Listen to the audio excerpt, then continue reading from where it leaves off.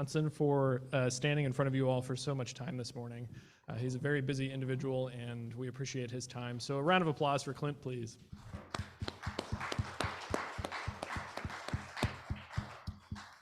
Okay, so I'm going to introduce Clint again. Of course, you know who he is. And he's going to take a second to introduce some folks who have traveled all the way up here from the Office of Aviation Safety, which is an extremely impressive effort, and we're very grateful for that. So Clint, if you would come on stage and do the introductions, we appreciate it. Well, it's my pleasure to introduce my two bosses here. To give you a little bit of insight, I've been with the board for a long time, as I mentioned before. Both of these individuals started as unpaid interns when I was a fledgling investigator up here, and now they're both my bosses. Tim was a professor and resigned from that to take an unpaid position in Seattle, and now he's the top investigator in the United States, probably in the world for that matter, as far as air safety. Tim is the director of AS for the NTSB. Kristi, similar, road to success.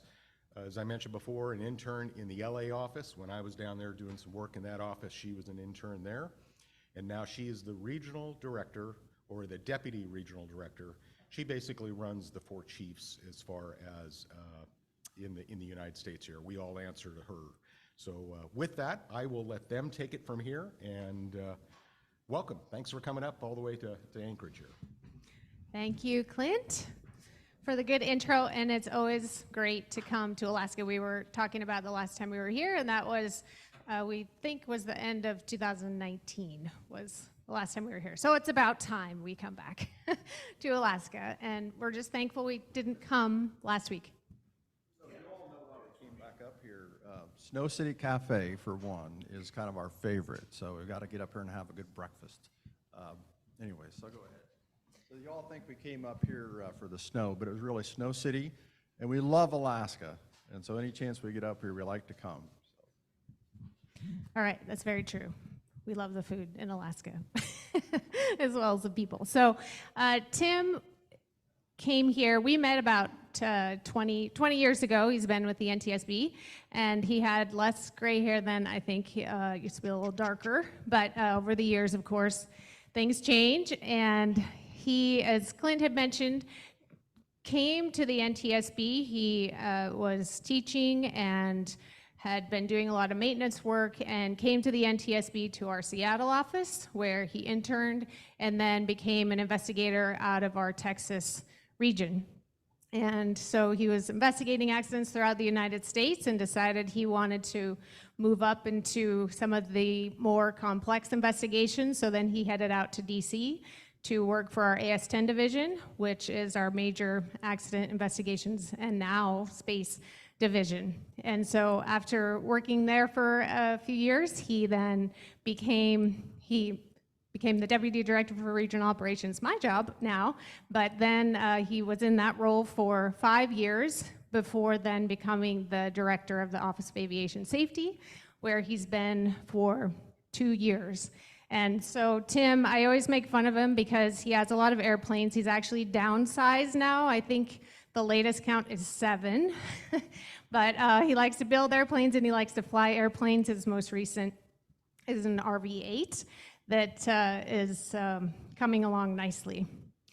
So just really excited to work with Tim and kind of keep the Office of Aviation Safety moving this direction.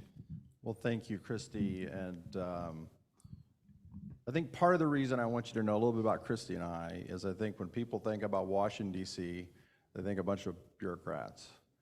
And we're not. We're passionate about aviation. We love aviation.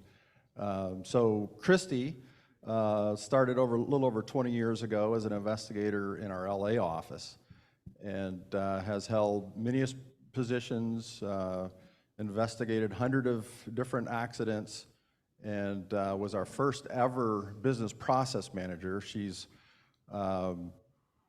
tons of degrees, she loves data, and so she was our first ever business process manager in aviation, and then moved into the deputy director for regional operations. And so I love to brag on Kristi. She's got all those crazy fixed wing ratings, also a helicopter pilot, also an AMP.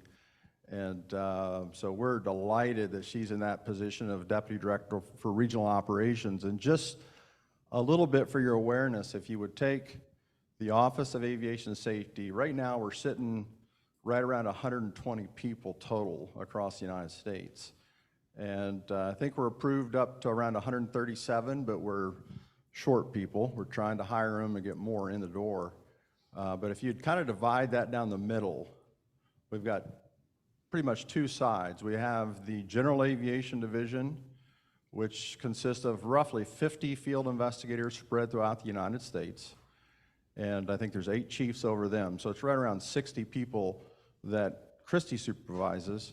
And then I have another deputy named Dave Helson in Washington, D.C. that supervises the 121 side of investigations, space, then our subject matter experts. And so our regional people, I think Clint's going to introduce them here in a little bit, are my superheroes. There's a big difference between the headquarters 121 world and the regional side, and we'll talk about that a little bit as we move through the presentation. But yeah, Kristi, so I think what we're going to talk about, we wanted this to be informal, we don't put slides up. At the end of this presentation, if you forgot everything else we said, I want to make sure you have our contact information and know that at any time you can reach out to Kristi and I. If you have trouble with Clint at all, for example, you know who to call. We know Clint. And you know, we're fighting already over who's going to come up to Alaska when he retires. He's a lot older than both of us. And so when he retires, we're fighting over that position. So it's funny, I was thinking today that I commute 3 hours every day going in and out of DC. And probably about once a week, I think, what do I have to do to quit this job and move to Alaska? So you all are my heroes. Somehow you figured it out, and you're up here in Alaska. So anyway, so over the next few minutes, there's a few things that we're going to talk about. Number one is, why does the NTSB even exist? We're going to talk about what you can expect if you are involved in an accident or you work with the NTSB. A little bit different than perhaps than what Clint shared with you earlier. So we're going to talk about different scenarios for that. We're going to talk about how we can improve aviation safety, and then talk about data specific to accidents in Alaska. And then Clint's going to talk a little bit after that. Then we're going to open up to questions, and anything is fair game. 2 weeks ago I was on the House.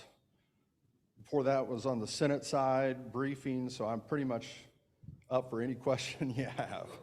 So, yeah, that's right. So with that in mind, why do we even exist? And so the NTSB, the roots of the NTSB went back to 1900. That was a joke, right? 1900. So, actually our roots go back to about the 1920s. We were actually founded in the late 1960s, I think 1967. But at that time, the NTSB was under the Department of Transportation. So was the FAA. So we were both under the Department of Transportation, and there were several things that happened specifically in the 70s, political things, and I won't get into all of them, but one of them was the FAA administrator wanted to review all NTSB reports and comment before they were released.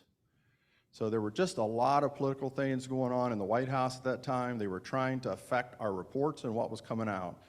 And in 1974, the Independent Safety Board Act, the NTSB was moved out of the Department of Transportation directly under Congress. So we're an independent agency, totally separate from the FAA. So a lot of people wonder, what's the difference between the NTSB and the FAA? Well, the NTSB has a mandate by Congress to investigate every civil aviation accident. And so that's a lot different than the other modes of transportation, where they investigate select investigations. So for instance, pipeline, which is a form of transportation, they don't have to investigate every pipe that blows up. Highway, of course, the NTSB doesn't get out and investigate every highway crash.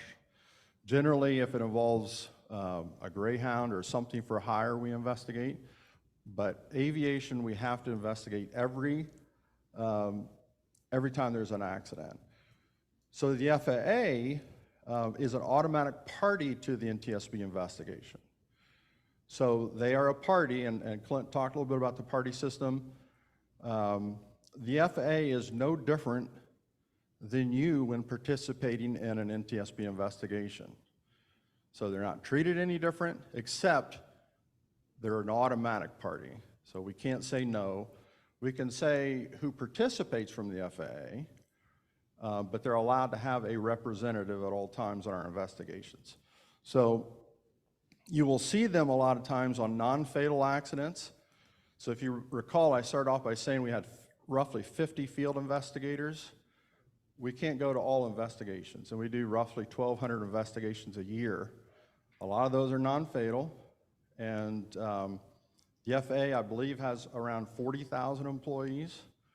So we often utilize the FAA to go out and gather information for us for our investigations. So why do we exist? If I was going to put it in one sentence, in one word, it is to try to prevent the next accident from happening. I mean, that's our whole mandate. I mean, that's why we exist.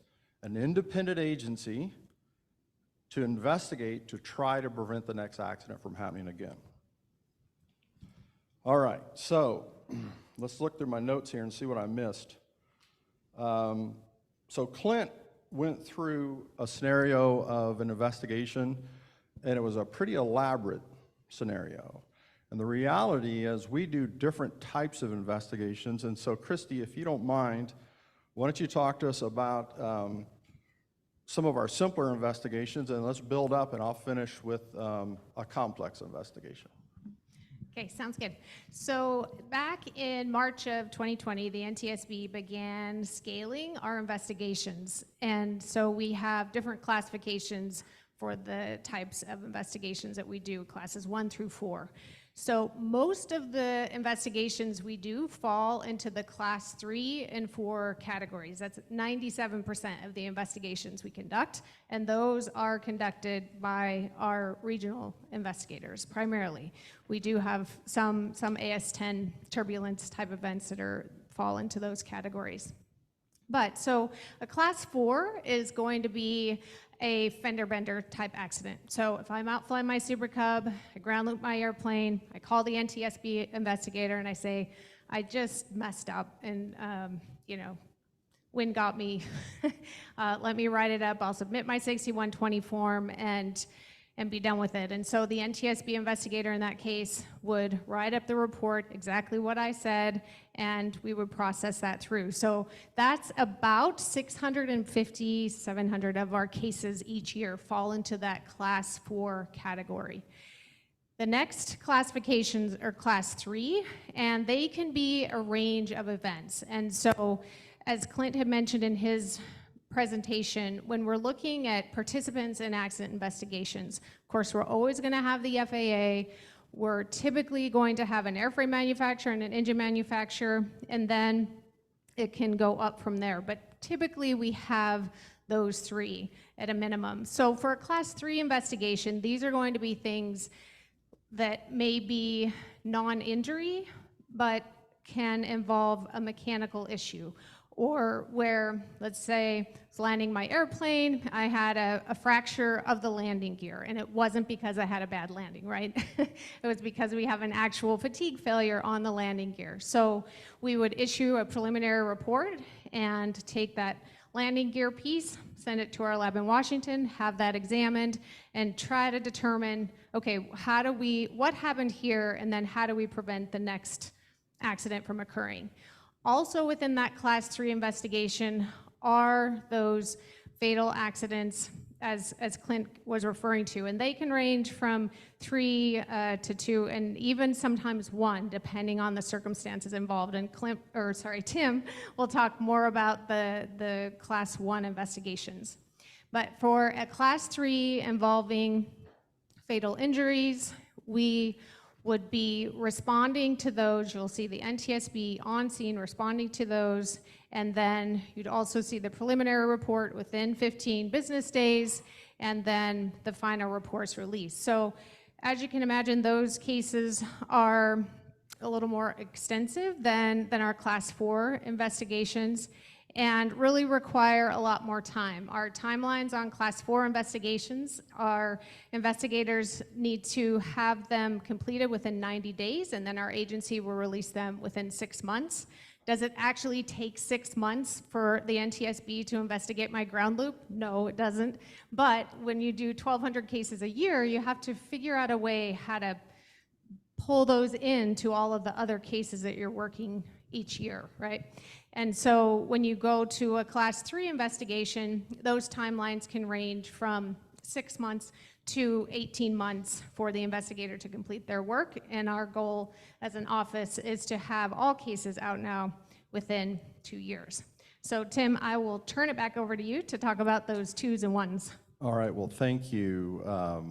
When Kristi mentioned the example of the Super Cub, she said, if I have a ground loop in my Super Cub, and it reminded me that I forgot to tell you about her airplanes. So Kristi has a phenomenal, beautiful 1955 Super Cub, lives in Montana, so she doesn't have the commute in DC. And then last year, Kristi flew commercially to Virginia and bought a 1933 Aranca C3 and put it in the back of a U-Haul truck and hauled it all the way back to Montana to restore. So anyway, sorry, Kristi, I had to throw that in there too. So let's talk about Class 2s and 1s. So the one thing that is unique, I shouldn't say unique, the one thing that is consistent about all of our reports, from the simplest to the most complex, is the process is identical. It's how you scale it. So a lot of times when you hear of an accident at the NTSB, you hear of the GO team. Oh, the GO team launched. The example that Clint put up there is a GO team launch. So on a fatal accident, you're not going to have a standard fatal accident. You're not going to have a GO team from Washington, D.C. launch out. You're going to have primarily an investigator from the NTSB. You're going to have the FAA. Generally, we have an engine manufacturer and an airframe manufacturer. Usually it's 4 people. The process is the same, and you'll hear me say that over and over. They'll meet and have what they call an organizational meeting. A lot of times it's in the breakfast nook area of the hotel, and they'll talk about, hey, these are the hazards we expect to see today. Everybody pretty much knows their role, and they'll have a little meeting before they go out. So as we start getting bigger in investigations, so let me back up. So those parties will help gather all the factual information, and then later in the process, if you're involved, and we don't have a board member, we don't have a big, huge launch, you're going to be afforded a technical review. And it's so important that you take advantage of the technical review. And so what that's for, you're going to get the factual report sent to you, and you want to go through and make sure that all the facts are correct. If there's something you see that's not correct, then you need to speak up. You talk about that, and the second thing at a technical review, and it may not be an in-person meeting, it may be an email to you. Hey, here's the report, review it, see what you think, let us know if we miss something. The second part of that technical review is there something we still need to do? Like, so you as a party member, if you feel like, hey, I want to go back out and we need to look at something further, you need to bring that up to your investigator. Okay, and so that really, the technical review phase is pretty much where the party role ends for a smaller and a big investigator, because the analysis portion of the investigation is only conducted by the NTSB. You don't participate in the analysis portion. So now let's jump ahead. So there's just a little bit of background on all investigations. So let's talk about the Alaska Airlines door plug. Okay, that's fresh in everybody's mind. In fact, since you all been sitting here, the prelim report just got issued about an hour ago. So I'm sure I've already seen it on CNN sitting over here. The news is kind of out there. But let's talk about that. That's what people talk about, a go team launch, a big launch. So on that particular investigation, this is our Class 1 investigations, we take a board member. The board member is not an investigator. It's very hard to remind them that they're not an investigator a lot of times. So when I saw 737 MAX, I'm like, I'm going. And so we have the chair of the NTSB going. I'm her, I think this is televised live. I'm her handler, we'll say that. I won't call her, she likes to say I'm her babysitter. But that board member has a role, and really it's a spokesman. They're the ones doing the press conferences while the investigator do the work.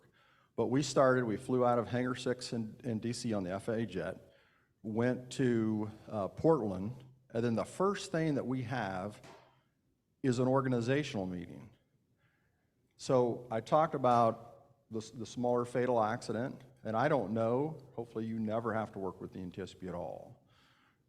But there's different classifications of investigations. They're not all big launches. Some of them, it may be 4 or 5 of you there for that org meeting. In Portland, I think we had between 70 and 80 people in that first organizational meeting. So it's still an organizational meeting. It's still the same process. It's still the same reason that they're there. But we start to talk about groups, party members. And so I think this is important for all of you. So for instance, they decide that we're going to stand up an operations group. That group is led by an NTSB investigator. One of our captains, former airline pilots, will lead that group. So they'll go to the FAA and they'll say, FAA, do you have anybody that you want to be on this group? And the FAA party coordinator, which is one person that speaks for your company, stands up and says, yes, I have Jane. Jane has been a captain for a 737 for X number of years, and we'll go through Jane's credentials. And what the group chairman is trying to decide is, does this person have technical experience to actually help in our investigation? So the group chairman will say, approved. Jane, come over and sit at our table. Then they'll go to the next person. So let's say they go to Boeing and say, Boeing, do you have someone that you would like to serve on the operations group? And they say, yes, we have Johnny Doolittle here. Johnny has a Piper Cub, and he lands on sandbars on the weekends, and he's building a home-built airplane. And that group chairman's going to say, is that it? And they'll say, well, yes, but he loves aviation. He's passionate about aviation. The answer is no. A person can't serve on that group. So they'll say, Bone, do you have anybody else to serve on the group? And they'll scratch their head, oh, yeah, well, we've got this person to serve on the group. So the reason I say that is if you are involved in an investigation, you can put somebody on every single group that is formed, but they have to have the technical competency to serve on that group. Okay, so again, so we do the on-scene investigation. Each one of those groups will go out during the day. They will gather whatever information. They come back in the evening. It'll be a room set up like this. I think at Portland, we ran about 60 people in the progress meeting at nighttime. Each group chairman will stand up and give an account for what that team did today. And they'll say that, hey, we went out and we interviewed X number of people. They will share factual information. And I will tell you, I've got to say this for our attorney friends. So before the meeting even starts, they'll say, any attorneys, please identify yourself. And when they do, hit the door, Jack. So out the door they go. So I don't know, in Portland we had one. Portland we had an attorney that was in the room. So anyways, as we go through and talking about interviews, and I do want to hit just one point of what our attorney friend had said. Anybody that's interviewed has the right to have someone sit with them. They can choose anybody they want to. So if they want their mother to sit with them, their mother can sit in the room. If they want an attorney to sit with them, they can. But here's the key thing. The attorney and the mother can't talk. So they can't say anything they want to, and I've been in meetings where attorneys have been kicked out of the room because they can't keep their mouth shut. So if they want to have a little sidebar with their witness or whatnot, they can, but they're not allowed to speak for that person. So it's not like standing in court, say, I object. And I've heard an attorney say that over and over, then I think the third time they said it, say it one more time, objection, and you're out of the room. And out they go. So, okay, so major investigations, and Kristi, I know I'm long-winded here. I'm almost done. So after the progress meetings are over, after the on-scene is through, those parties and those groups will still do follow-up investigations, follow-up interviews in the coming weeks. And then again, it culminates with a technical review, same as the little reports, technical review where you have an opportunity to review everything that's going in the docket. And you say, and we sit in these meetings, we call it a tech review, we're all in the room, and we'll go to each party coordinator and say, okay, we're reviewing the operations report. Is there anything in the operations report that is not correct? If so, speak. And they'll say, yep, I want you to go to page 6, line, whatever. I don't think this is totally accurate. They got to show us and explain to us why it's not accurate. So you're going through making sure the facts are all correct. And then also they can say, you know what? I think we need to go look at such and such a hydraulic system again. We consider that. And if so, we all go as a group to go do the examination of the hydraulic system. So that's a tech review. And then I'll throw one more thing in there that I think is important for all of you to remember or know. And that's called a party submission. On any investigation, whether class 3s, class 4s, class 2s, class 1, parties have the right to do a party submission. And you can write anything in the world you want in that submission. You can come up with your own probable cause. You can come up with any information that you want the NTSB board to consider when determining the probable cause. And usually you have, I think, 30 days from the tech review to provide that submission. You can't do it after the report is already finalized and out. But that's another little piece that I think a lot of people don't know. On any investigations, you can do a party submission. So then, once that phase is completed, then the NTSB board, the 5 presidential nominees, confirmed by the Senate, will determine the probable cause of the investigation. So, Kristi, I think I covered that in detail. So that's what's different. Again, the process is the same. It doesn't matter how simple, how complex our investigations are, the process is the same. So, Kristi, at any point during an investigation, let's say we uncover some safety issue. Do we have to wait till the end of the investigation, or what kind of, how do we prevent the next accident from happening?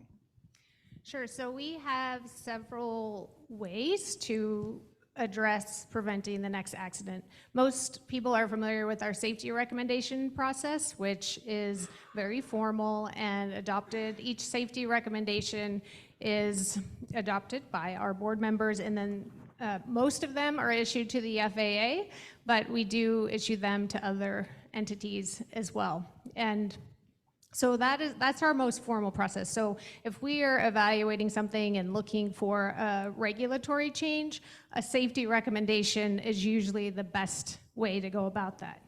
But for those 97% of accidents and other accidents that we do, many times they don't fall into that safety recommendation category, right? It's just too complicated of a process, when we could just sit down at a table together, talk through the issues, and say, hey, what could we do right now to prevent this next accident from happening? And so within our kind of safety process, we call those safety accomplishments. When our investigators are working with operators, and even in the FAA, we've worked with the FAA many times on airworthiness directives, just at a staff level, in working through these issues rather than going through this long-term letter exchange, right, on something that we can change tomorrow. We also do it a lot with operators. If we see a procedural change that could prevent the next accident, that's something that can happen tomorrow. Airport signage is another common example. So these are all ways that we can move that safety needle immediately, and it can happen at any point along the process. We've issued safety recommendations while we're investigating. The Otter down in Washington is an example, and we also issue them at the end of an investigation, but any of those voluntary changes can happen as well, and it's a really important tool for us, right? Because not only do we want to determine the probable cause, but how do we not ever end up on that same accident site again? And I was just talking with some investigators last week about shoulder harnesses. And most people know that shoulder harnesses will save your life, right? But there are certain aircraft that they're still not required in. And so as an investigator, when you're on the field, you will no doubt see an accident involving someone not having a shoulder harness installed. And so we work through our various tools and try to get the word out, right? But for an individual operator flying their private plane, there's only a certain level that you can go to. And so having those voluntary changes and discussions are really important for us in moving things along. Now, I do know we are short on time, and Clint has, well, first he's going to introduce our amazing investigators sitting at this table over here, and then talk through some accidents. But I did want to just mention, on our website today, if you go to ntsb.gov, there's a slider of news, and there's a dashboard there that we took data from 2010 to 2022. And if you click on the top of that dashboard under 135 or 121, you can easily see all of the different accident data for those years, and you can filter it for Alaska or whatever states you'd like to filter for, and it shows you the common defining events of these accidents and all the different parameters. And then if you want to even dig further and look into those accidents, there's a button down on the left-hand corner that says View Accidents, and then the list comes up and you can pull them that way. So you'll be seeing more and more of these types of tools from us. We're trying to make our data much more accessible.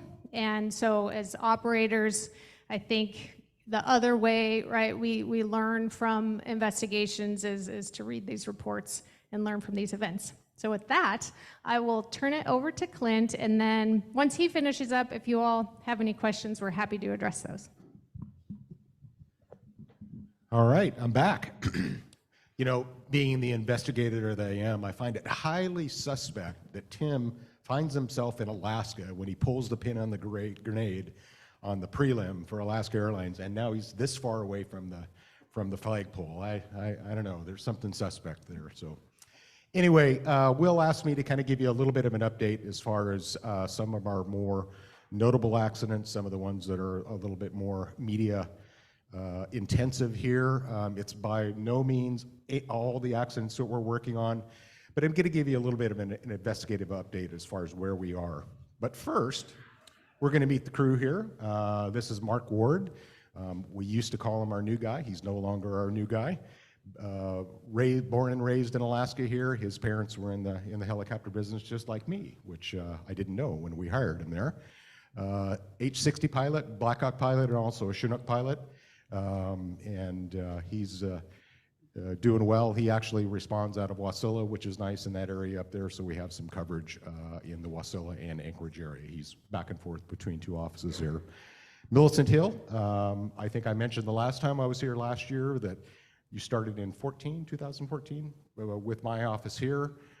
She met a Special Forces guy, got married, moved to Alabama, had 3 children during that time. Now she's back. When they first left here, they both said that we want to come back to Alaska, and what I said is, yeah, I've heard that before. So, but sure enough, she came back, and so she's back in our office here. And our newest guy, Mitch Rasmussen, he's in the room here as well. We brought him up from Texas, has a energy and pipeline patrol background here, obviously well appointed for the position. and we're working him into the rotation as well here. So glad to have Mitch with us. And I wish that I could introduce our newest investigator, but unfortunately I can't do that quite yet, right, Kristi? Okay, all right. Well, anyway, this person you'll probably recognize if you've been around the aviation community here. Hopefully within the next couple of weeks we'll be able to announce that, and that investigator will be coming online. But well versed, strong 135 background, safety background, both helicopter and fixed wing as well. So I'm excited to get that person on track here. So a little bit of an update here as far as what we've been working on this last year, since we met last year about this time over at the Air Museum. One of the things that I think right before we met, we had released a recommendation for an SFAR down in the Ketchikan area, Misty Fjords area. Obviously, that's been an ongoing issue for us over the years. That's no secret. The FAA is still working on this. I believe it's classified acceptable at this point right now. Yeah, so Kristi will check on that. But we have a whole department that keeps track of all of those recommendations. It's a daunting task with so many recommendations that we have. So, but that's still on the front burner. We're on the doorstep of a new season here, but realistically, things have improved down there. This last year, thankfully, we didn't have to send anybody down there, so that's a good thing. But we are still working on that SFAR, or the FAA is, I should say. So this is one that happened in Hawaii. I mentioned before, I believe, that we do cover Hawaii. We're responsible for responding to accidents in Hawaii. This was a tail boom failure of a Bell 407 in-flight breakup. Surprisingly, we had no fatalities, had some serious life-altering injuries, no ifs, ands, or buts. But this is no kidding, an in-flight failure of the tail boom, and miraculously, this pilot was able to right the machine, went upside down, was spinning around violently, closed the throttle just before they hit the ground, pulled pitch, and nobody died. However, we ended up launching one of our investigators, as well as one of our structural our engineers, helicopter engineers, aerospace engineers. And if you haven't had a chance to look at this report, and if you're a 407 operator, I strongly suggest you take a look at it. There's some very interesting information in there. Bell is coming out with some corrective action here. If you're a helicopter operator and you're going to be at Heli Expo this year, towards the end of the month, we are going to be highlighting this accident on the 26th at the Safety Symposium, if by chance you're in town. We're actually going to have Tim Hunter, who is a surviving pilot. He has a tremendously compelling story to tell, and not only from the accident side, but after the accident. So it's going to be an interesting presentation. So this is another one that was left over from last year. It's nearing completion. This is Millicent's. This is a air ambulance C-90 King Air that took off from Maui, crashed en route to the Big Island, north end of the Big Island there. The amazing thing here is had the cockpit voice recorder and an Apereo image recorder on board. However, this airplane crashed mid-channel in about 6,800 feet of water. Is that correct? Way down there, well over your head, no doubt about it. But they were able to go, technology has advanced, and they were actually able to find that wreckage, and they were actually able to recover it. Thankfully, they were able to recover the 3 victims that were inside, but more importantly for the accident investigation portion of it, they were able to recover the cockpit voice recorder and also the Apereo. And there will be some surprises coming out on this one. Just a heads up, Millicent's working on this. It'll be on my desk fairly soon, right? She's saying yes. So that one's coming to a conclusion, and pretty interesting case just as far as the recovery goes, and also the circumstances that surround the accident. This is one that kind of shook the aviation community here. Again, this is Millicent's accident. It's her responsibility. Jim Tweedo, everybody knew him. obviously. He crashed his 180, and unfortunately 2 people died, himself and his passenger. Millicent is working on that one as well. That's a couple of months behind at this point right now, at least here.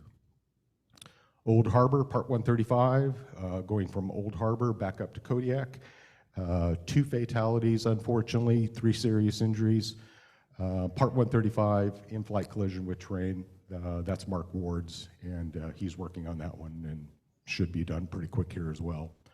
Wainwright, Alaska, everybody heard about this one. This was the DNR's flight that was taking place out of Dead Horse, Ukiagak, and crashed just to the east of Wainwright there. Unfortunately, 4 fatalities. Again, that's Mark Ward's here, his accident that he is handling. Again, helicopter in flight or a midair. Miraculously, both the airplane and the helicopter were able to get down with no fatalities. Had some injuries, some minor injuries, but again, just just a grace of God that we didn't have any fatalities in that one. This is another one that was in the news here. Typically, we pride ourselves on getting to accident sites, but unfortunately, we had 2 this year that we were not able to get to. This was one of them. The pictures really don't do it justice. The area where this airplane crashed, it was a Super Cub en route to a remote hunting camp just to the west of Squintna. We were able to get our investigator in charge's drone down there and actually get some pictures of it, but basically it was way down in the canyon, like 900 feet down there, so it was well out of our reach. Park Service brought their high altitude helicopter in. They were going to go try and sling this thing out with a 500-foot long line. That didn't work out too well, so unfortunately, though, that airplane is still there along with the 2 victims, and that's about as far as we can go with that one at this point right now. Right after that, Cape Yakataga, a B-36 Bonanza en route to Ketchikan, IFR at altitude, and unfortunately, don't really know what happened here, unfortunately, but the next thing we know is we can see it on NTSB in pretty much a graveyard spiral. Again, this is the second one that we were not able to get to. This is Millicent's. She gave it the college girl try, but went up there, tried to get up there with the National Guard. But unfortunately, because of the topography, again, the pictures really don't do it justice. It's a pretty steep slope here with avalanche and crevasses in the area. So again, that's another one we were not able to get to, unfortunately. Again, a very newsworthy one. This was Buzzy or Eugene Petola's accident out in the area of western Alaska. Obviously, this one went nationwide and international wide as far as the media attention on it. We actually brought a senior investigator up. This was right at the end of our season where we were very busy. We ended up bringing a senior up. His name is Elliot Simpson from our LA office, and he launched out there with his party members, Piper, FAA, and so on. And so that one hopefully will be coming out here fairly soon as well. We're pretty much done with the investigative portion of that. And last but not least, again, one that was in the news. This is a Piper Super Cub headed from King Salmon back to Homer. Miraculously, the accident sequence was caught on a dash cam. A car that was driving along the highway there headed back to Homer caught it on his dash cam. Didn't even know that he had caught it. He just, when he got to Homer, heard the news, went back, reviewed it real quick, and sure enough, he had the exact sequence of event. The interesting thing here is this is a Piper Super Cub that left wing, you can see from that screenshot, failed. We don't know exactly how it failed. We do have an exam scheduled. We had it scheduled before this, but unfortunately the 737 door plug issue sucked up the resources there for our structural engineer. So that's been rescheduled hopefully for the next couple of weeks. And again, that's Mark Ward, and also Mitch is helping on that one as well. And with that, I think I will open it up for questions here. You know, from a very personal standpoint, you've got, you know, the two folks that run the regions and the NTSB here. So if you have any questions, make them hardballs. And It's called Stump the Chump. there you go. There you go. That's referring to Clint. I got you. So we'll open it up. Clint, I got one that'll probably burn you a little bit. Tired yet.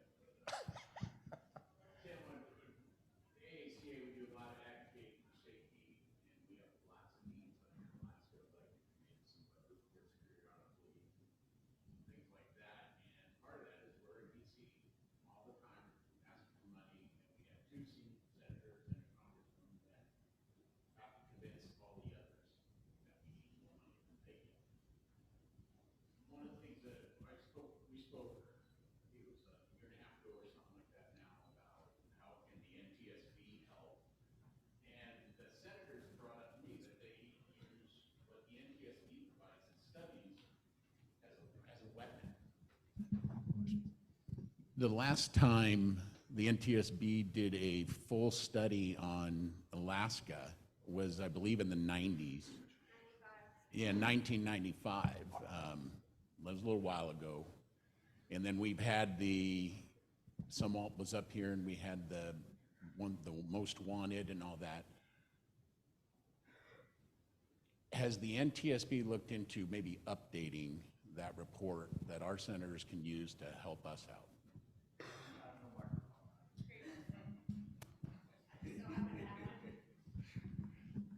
Did Kristi pay you to say all that? Kristi's been after me forever to redo that study. She wants to lead it. So she wants to come up and she wants to travel around Alaska for a summer doing a study. But all joking aside, well, actually, that wasn't a joke. She does want to do that. But Kristi and I actually were talking about this last night. Infrastructure, infrastructure, infrastructure. Alaska needs infrastructure. And what you said was so true. It's a political thing, right? I mean, you've got your senators, your congressmen, they're all trying to compete for money in DC. And so I think the reality, probably how the NTSB can best help, is to do that study, the special study, again, update it. Because they do, they use that stuff. The chair and I are constantly, it seems like up on the Hill, talking to different committees, and that's what they want. They want that data. So I don't know if you've paid much attention, and I'm sure you have, and people always wonder why your reports take so long. And being transparent, our report timelines had got totally out of control. I think over 2 years ago, we had over 450 investigations over 2 years, some of them over 3, some over 4, some over 5. Totally unacceptable. And so this is an excuse, but this is just reality.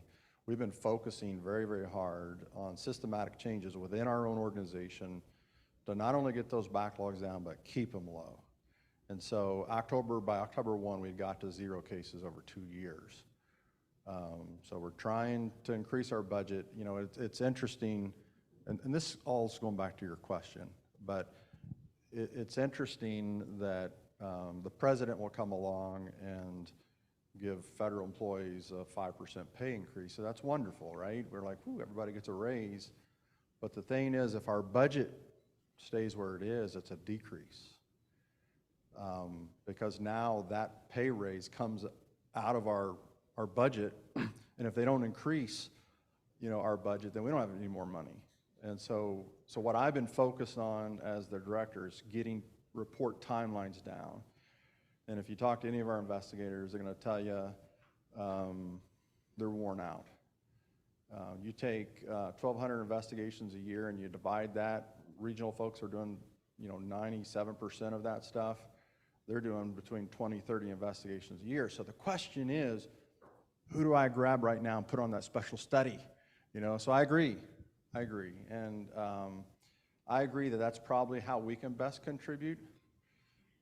Give me time to get our backlog stabilized, get staffed. You know, I told you we're under staffed by 20 people right now. That's not a lot when you're talking 137 altogether. So I agree with you. I do think what we can contribute is to go back and do the study, because people do read those.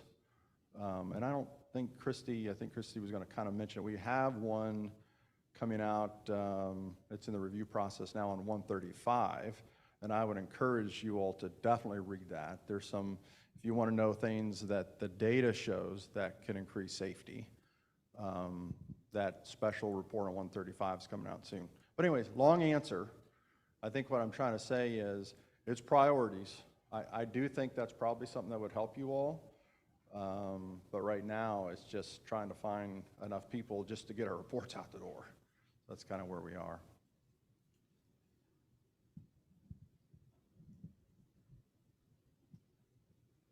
So I have a question. The technical report that you talked about sending, that goes to the party rep as a draft for them to look at? The party rep in the investigation, correct? It's not a tech report, it's a tech review. Okay. So they can look at that and make changes, make recommendations based upon how it's written, correct? So they're doing two things with those reports. So they'll get the docket, they get everything that's in the docket. They go through and they review it for factual information. Is the factual information there? Is it correct? So that's one thing they're looking at. And the second thing is there anything that the NTSB should have looked at that they didn't? So those are the two things for a technical review. Okay, so the question I have, you're sending it to the party rep, say for the 135 character, look at it. You have an expectation that that person will go to others in their organization to assist them as they look at the report and see if any changes should be made in it. Yeah, I think so. Now, attorneys, no. No, I don't view attorneys as having much knowledge in that area. Well, Anyway, that's the point. Yeah, I mean, I got it. That's the point. I mean, it can't be, it's got to be somebody relevant to the investigation that has the technical know-how. So absolutely.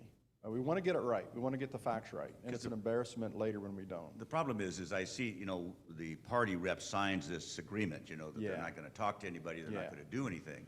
So when they come to me, and Clint and I have talked about this, it seems to me they need to talk to others in their organization. They do. May have information. Yeah, okay. Without a doubt. And I think that's a very good point. Because we do kind of put the fear of God in people. Like, you're signing this form, you're not supposed to go talk about this outside the investigation. People have and they get kicked off, and then they're out of the investigation. But no, absolutely, we expect, and that's why a party coordinator needs to be someone at a high enough level that they know the organization, they know the powers that be, that they can make change happen very quickly. So yeah, we fully expect that person to go to the person that has that technical know-how, and hopefully they're already part of the investigation, you know, on a group. But if they're not, absolutely, they can do that.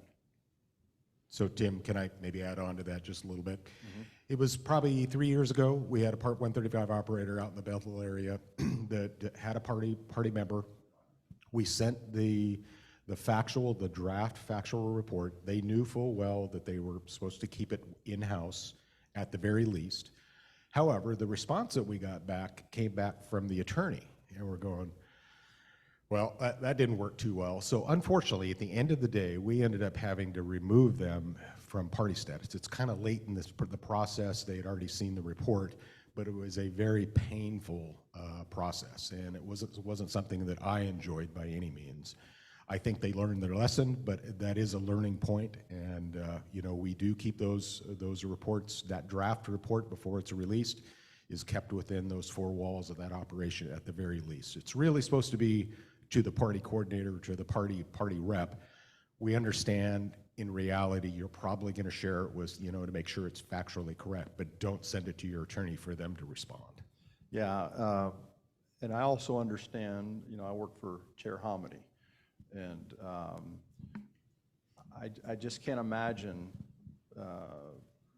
my top level person, you know, coming to you and saying, I want to know what's going on, and you're like, oh, I'm sorry, I'm not going to tell you.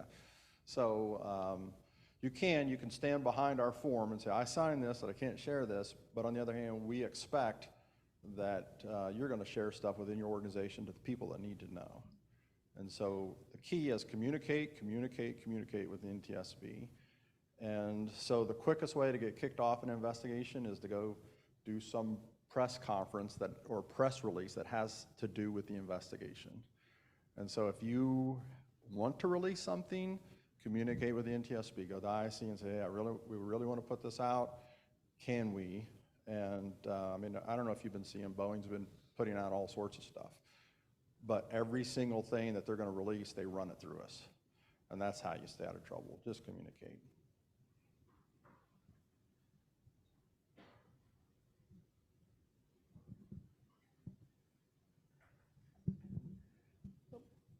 One issue where I'm having issues with the NTSB is getting responses to Freedom of Information Act requests. It seems like there's a several-year backlog there.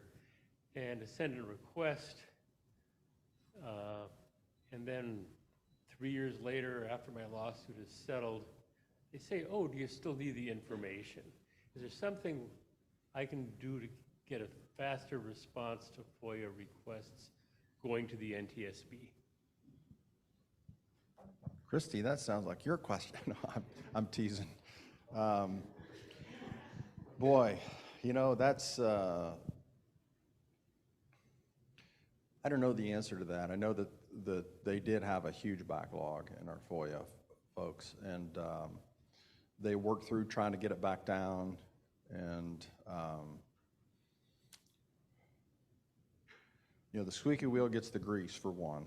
Keep after them, and I don't mind too. If you're really struggling with something like that, email me. I don't know if I can break it loose, but I'll try. But I don't know. It's a different department, and again, they're kind of like us. They're understaffed, and it's not a good answer, but it's the reality. So you shouldn't have to wait 3 years for a FOIA. I think by statute, I don't know, we have a matter of months. That stuff's supposed to be back, not years.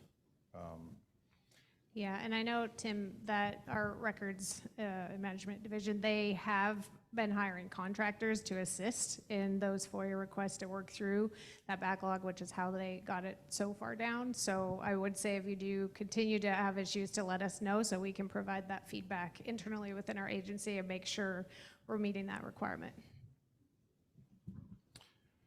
Anything else?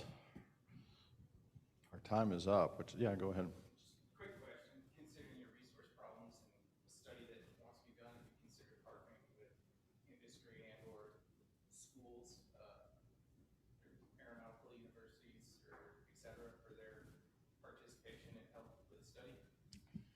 Get it done a lot easier? So did you all hear the question, have we considered partnering with outside entities? That's something that we wouldn't do.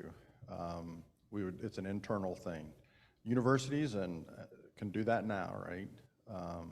But it's an internal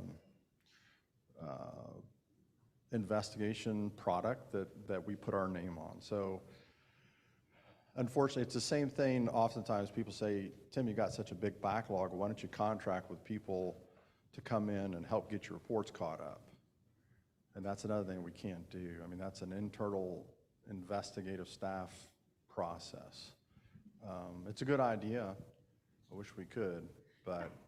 Well, and I think that just relates to, you know, if we stamp this report as an official NTSB safety study, right, we couldn't contract with the university. However, that doesn't prohibit any university from doing a study, or we work with, you know, the General Aviation Joint Safety Committee all the time, and all of the groups that are a part of that, which include many universities, to look into issues, right? So the end products and results that come out are not NTSB reports, but we are absolutely partnering with different entities to move that safety needle, right? And that helps us because that can alleviate some of the pressures there.